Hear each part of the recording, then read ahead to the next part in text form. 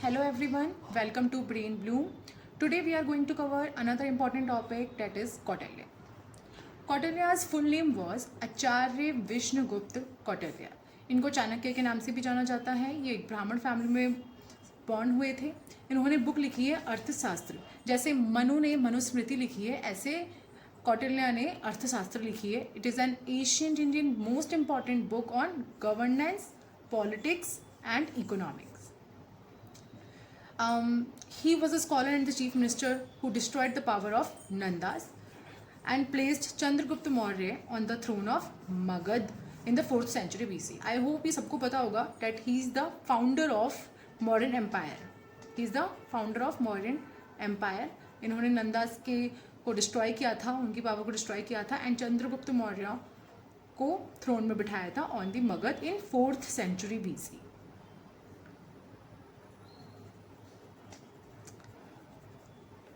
He is best known as the author of the political treatise अर्थशास्त्र and the collection of Chanakya नीति. और ये इन्होंने इसलिए लिखी थी ताकि इंस्ट्रक्शन दे सके to the young Chandragupta on how to rule effectively, कैसे इफेक्टिवली रूल किया जाए.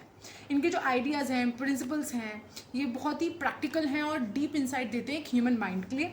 और इनको ही is often compare to Italian statesman Niccolo Machiavelli, और इसलिए इनको इंडियन मैकियावेली के नाम से भी जाना जाता है. और कभी कभार इनको एरिस्टोटल और प्लेटो के से भी कंपेयर किया जाता था. तो that was the brief introduction of Acharya Vishnugupta Kautilya. हमने मनु के बारे में पढ़ा था. ऐसे हम कौटिल्य के पॉलिटिकल थॉट्स, उनके फिलॉसफी, उन्होंने क्या अपने टेक्स्ट में मेंशन किया है, उनकी आइडियोलॉजी क्या थी, ये सब हम कौटिल्य के बारे में पढ़ेंगे. ये वाली बात याद रखना कि कौटिल्य ने अपने टेक्स्ट में सबसे अपने लाइफ एक्सपीरियंसेस के बेसिस पे सबसे ज़्यादा हाईएस्ट इंपॉर्टेंस किसको दी है? Protection of the state from internal and external crisis both. अब कौटिल्य की फिलॉसफी के बारे में पढ़े. जैसे अनलाइक मनु ने स्टेट को डिवाइन ओरिजिन दिया था, लेकिन कौटिल्य ने डिवाइन ओरिजिन नहीं दिया है. इनफैक्ट उन्होंने कहा है कि जो किंग है वो है फेस ऑफ द नेशन, कि वो नेशन का फेस है और ही is the reflection of the society. और कुछ भी सोसाइटी में कुछ भी होगा उसका रिस्पॉन्सिबल कौन होगा? किंग होगा. एंड जो अल्टीमेट गोल होगा किंग का वो क्या होगा? Welfare, the welfare of the society. The welfare of the society is the must be the ultimate goal of a king. And king will lose his subjects' loyalty if his actions are unjust. He should propagate only dharma, punishing the wicked, ensuring the innocent are not punished in any way. So main काम क्या बताया कि जो king होगा वो nation का face होगा, वो responsible होंगे, society में कुछ भी होगा king responsible होंगे. And king की ultimate goal क्या होगा? Welfare. और धर्म को फॉलो करेंगे, पनिश करेंगे गलत लोगों को और इनोसेंट लोगों को जस्टिस प्रोवाइड करेंगे. Chanakya also propagated that justice should not be delayed and matter should be heard urgently. कि जस्टिस को ज़्यादा देरी नहीं करनी चाहिए, उसको जल्दी से सुनेंगे और जस्टिस भी प्रोवाइड करेंगे, वेलफेयर करेंगे, धर्म को फॉलो करेंगे, पनिश करेंगे गलत लोगों को. The subjects follow the example of the king. उन्होंने ये भी मैंशन किया अगर किंग सिंफुल है तो सब्जेक्ट्स भी सिंफुल होंगे, अगर किंग मेडिक्योर है तो सब्जेक्ट्स भी मेडिक्योर होंगे. इस पेज में यही बताया कि कौटिल्य की पॉलिटिकल थॉट क्या थी एंड व्हाई अर्थशास्त्र इज इम्पॉर्टेंट बुक. तो कौटिल्य ने किंग को एक रिफ्लेक्शन माना है सोसाइटी का एंड बोला है कि he is responsible for everything that is happening in the society. उन्होंने फंक्शन ही बताया कि सबसे पहला अल्टीमेट गोल ऑफ फंक्शन होना चाहिए कि सेफ्टी ऑफ देयर प्रजा, सोसाइटी की सेफ्टी, स्पेशली विमेन और प्रॉपर्टी के बारे में भी उन्होंने स्ट्रेस दिया है. He also mentioned that king should not forget the dharma while enjoying worldly pleasures. और उन्होंने बातें करी है डिसोल्यूशन ऑफ मैरिजेस की, रीमैरिजेस की, protection of dignity and women के बारे में बहुत इंपॉर्टेंस दी है उनको एंड प्रॉपर्टी के बारे में भी. लास्ट में उन्होंने ये भी बताया इकोनॉमी को भी उन्होंने स्ट्रेस दिया है. उन्होंने trade management and tax management system के बारे में भी उन्होंने बात करी है. 4 reasons for the importance of the book अर्थशास्त्र. तो क्या रीजंस है क्यों अर्थशास्त्र बुक इतनी इंपॉर्टेंट मानी जाती है? पहला, कौटिल्य जो थे वो एक realistic and practical thinker and politician थे. वो वही चीज लिखते थे जो प्रैक्टिकल लाइफ में एक इंडिविजुअल फेस करता है. सेकंड, एशियन इंडिया में पुराने टाइम पे पॉलिटिक्स को as a part of religion consider किया जाता था, लेकिन कौटिल्य ने पॉलिटिक्स और रिलीजन को सेपरेट किया है. Third, it is a collection and summary of all the text and ideas related to the politics. And fourth, he gave his country a strong and centralist rule based on the practical work which Indians had never known before. Like Manu, Kautilya also gave Saptang theory of the state, यानी कि 7 components of the state, कि state के 7 main components जो होते हैं वो उन्होंने भी डिस्कस करे हैं जैसे मनु ने डिस्कस किए थे. वो 7 एलिमेंट्स और components क्या हैं? स्वामी, that is king. अमात्य, मिनिस्टर्स को कहते हैं अमात्य. जनपद, it's a capital, sorry it's a state.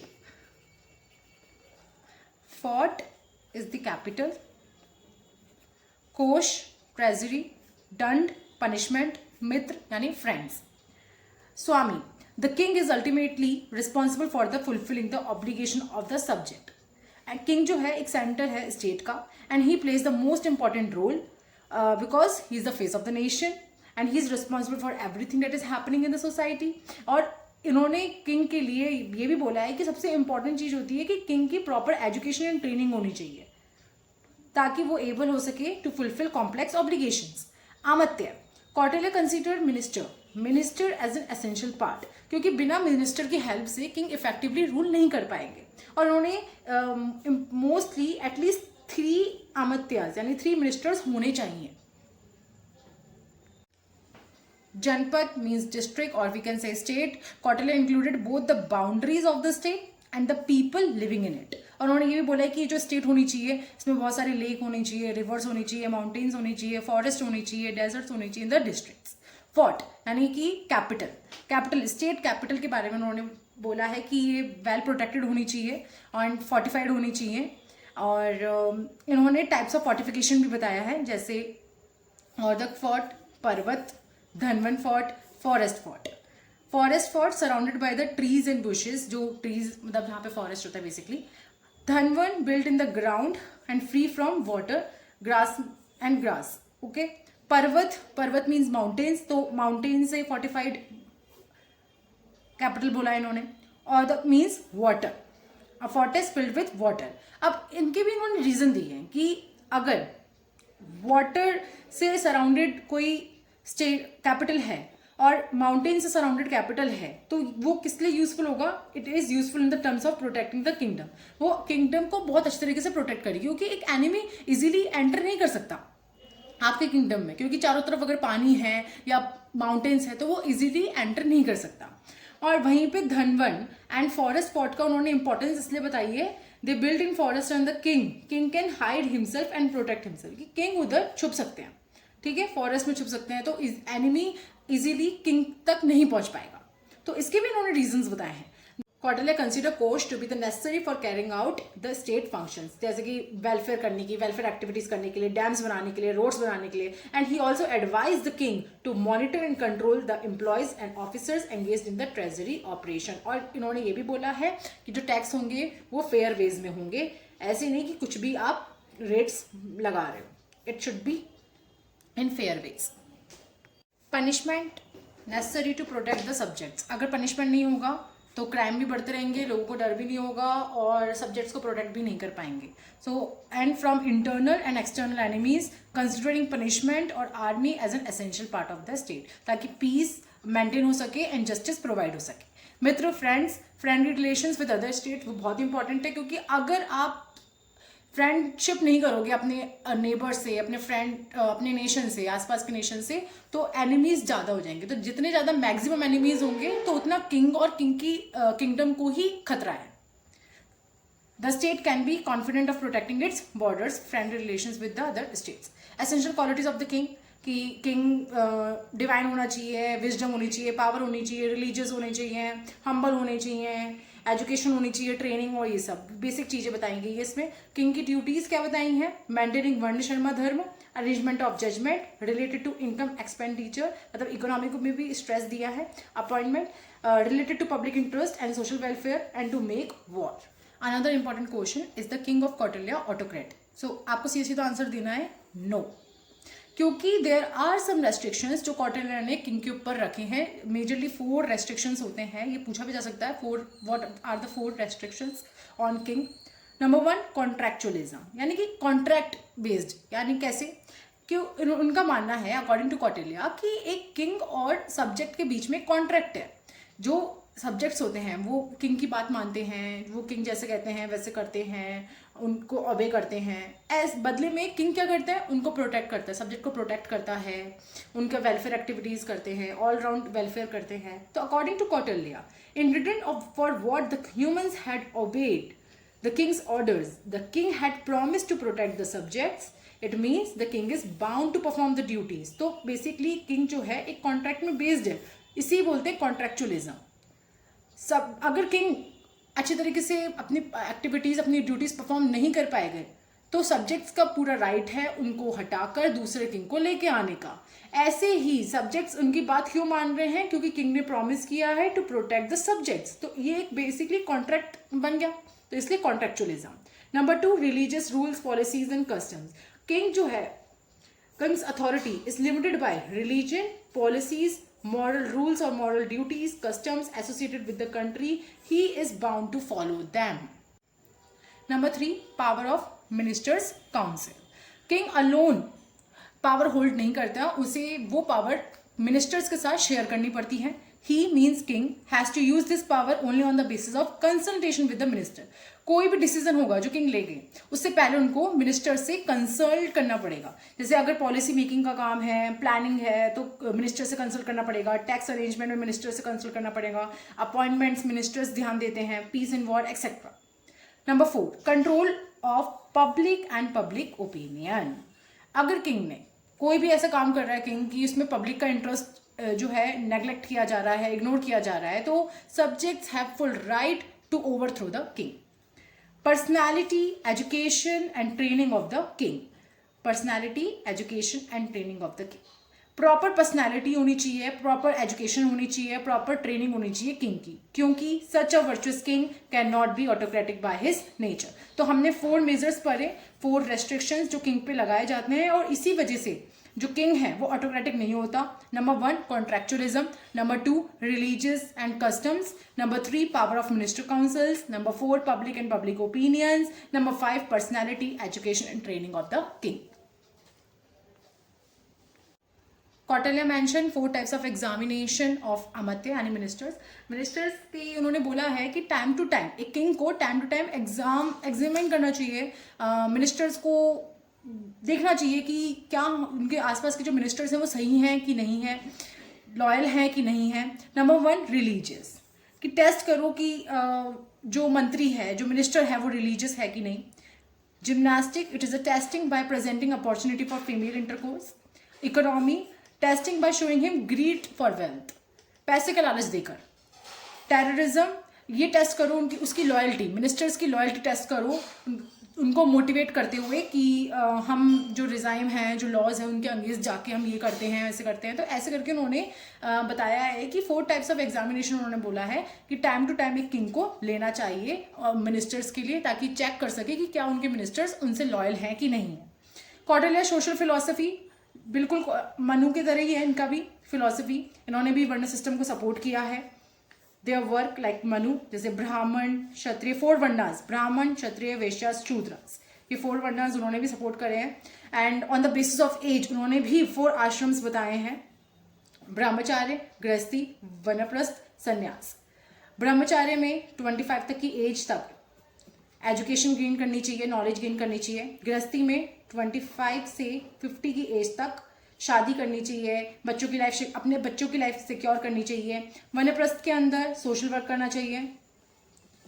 And संन्यास 75 के बाद तक की एज पर जितनी भी साल आप जी रहे हो तब तक आपको मेडिटेशन करना चाहिए। तो वर्ण सिस्टम कौटिल्य ने भी सपोर्ट किया है 4 वर्णास को, और on the basis of age उन्होंने आश्रम 4 टाइप्स ऑफ आश्रम भी बोला है। But unlike Manu Kautilya has supported the protection of the rights of शूद्रास एंड वुमेन। मनु ने तो कोई भी वुमेन को एंड शूद्रास को कोई राइट प्लेस दी नहीं थी, फ्री सिटीजन भी नहीं माना गया था मनु की फिलॉसफी में, बट कौटिल्य ने वुमेन को राइट प्लेस दी है एंड शूद्रास के राइट्स के बारे में भी बोला है। He has recognized the right to property of women and shudras and considered them a common member of the society. पर मनु ने कंसीडर नहीं किया था, उन्होंने बोला था कि कोई प्लेस नहीं है वुमेन को, तो प्रोटेक्शन में और कंट्रोल में रहना चाहिए, बचपन में अपने पापा के, बड़े होने में अपने हस्बैंड के, एंड देन जब वो बड़ी बूढ़ी हो जाएगी तो अपने बच्चों के।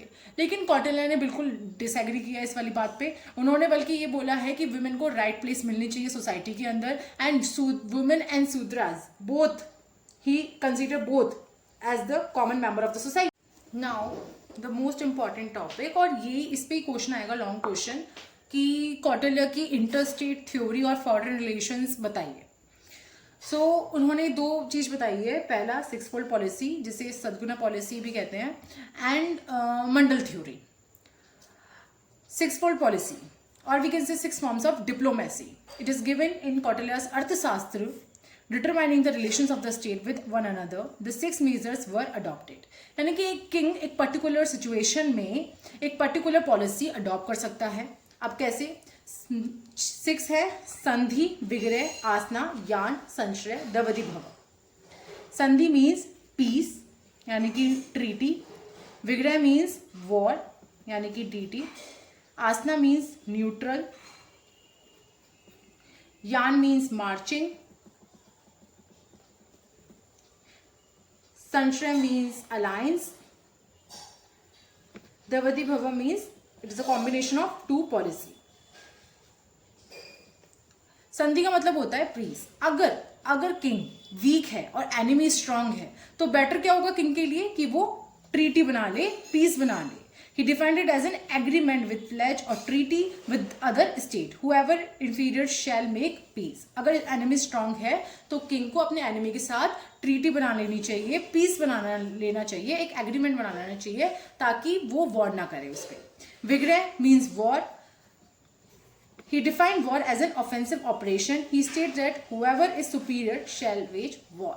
अगर आपका एनिमी आपसे स्ट्रांग है तो आप उस पर वॉर कर दो क्योंकि आप अब सुपीरियर हो।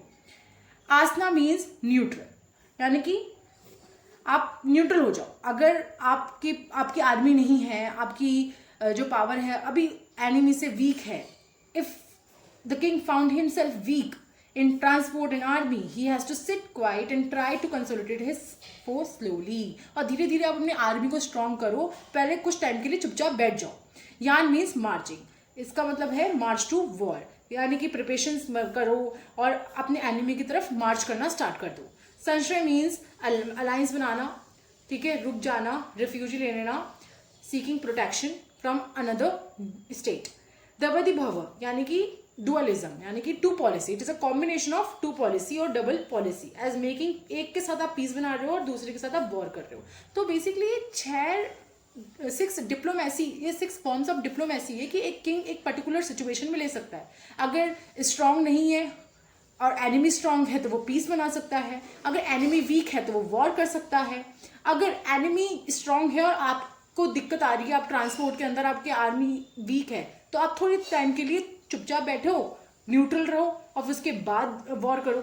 यान मीन्स मार्चिंग, यानी कि आपकी पूरी प्रिपरेशन हो रखी है, आप मार्च करो वॉर करने के लिए एनिमी की तरफ। संश्रय मीन्स रिफ्यूजी लेना, यानी कि सीकिंग प्रोटेक्शन अगर आप वीक हो तो। द्विविध भव मीन्स डुअलिज्म, यानी कि टू पॉलिसी, यानी कि किंग जो है एक के साथ पीस बना रहा है और दूसरे के साथ वॉर कर रहा है। अभी हमने पढ़ा सद्गुना पॉलिसी, यानी कि सिक्स मेजर, सिक्स पॉलिसीज जो एक किंग एक पर्टिकुलर सिचुएशन में अडॉप्ट कर सकते हैं towards enemy.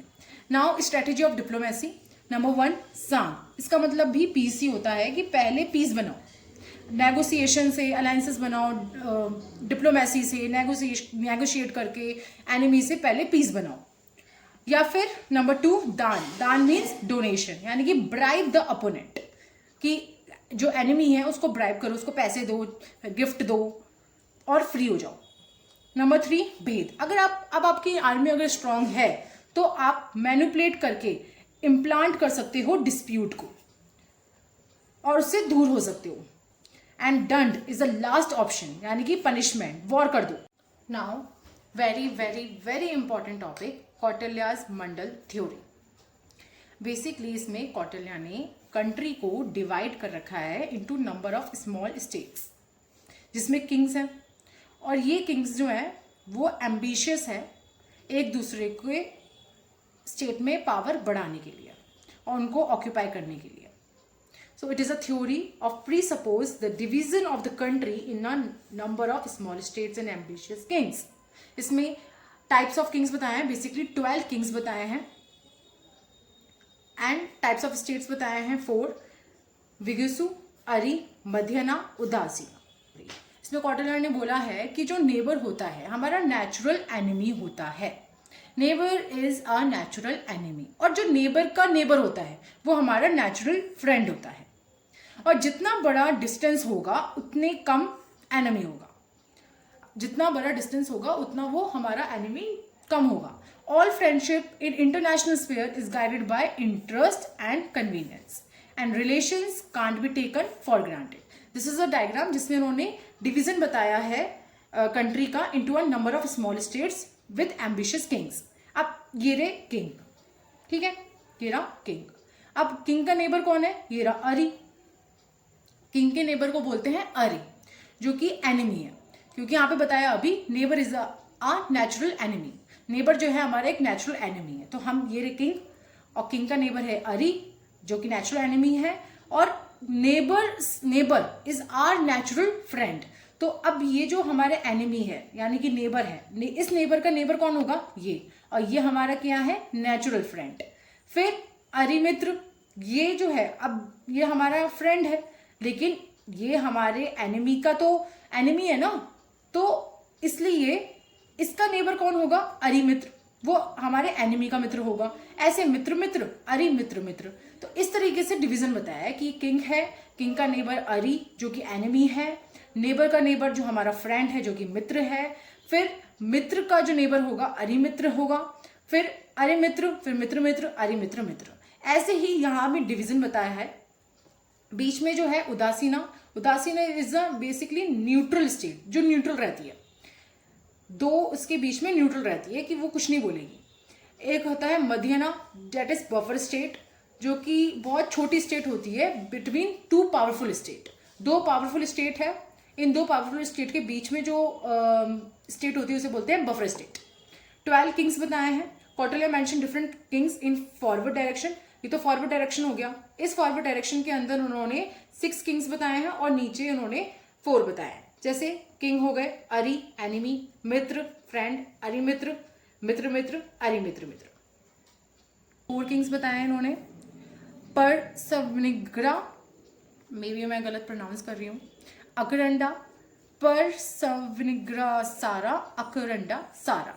He gives to other kings उदासीना एंड मध्यना। ये अभी मैंने बताया कि during war if other countries accept the status of any country as neutral, ये न्यूट्रल रहती है। मध्यना एक बफर स्टेट है, it is a smaller state between 2 major powers. 2 major powers है, 2 मेजर स्टेट है, उसके बीच वाली जो स्टेट बोलते हैं उसे बफर स्टेट कहते हैं, यानी कि मध्यना। तो ऐसे हमारा मंडल थ्योरी भी कंप्लीट होता है।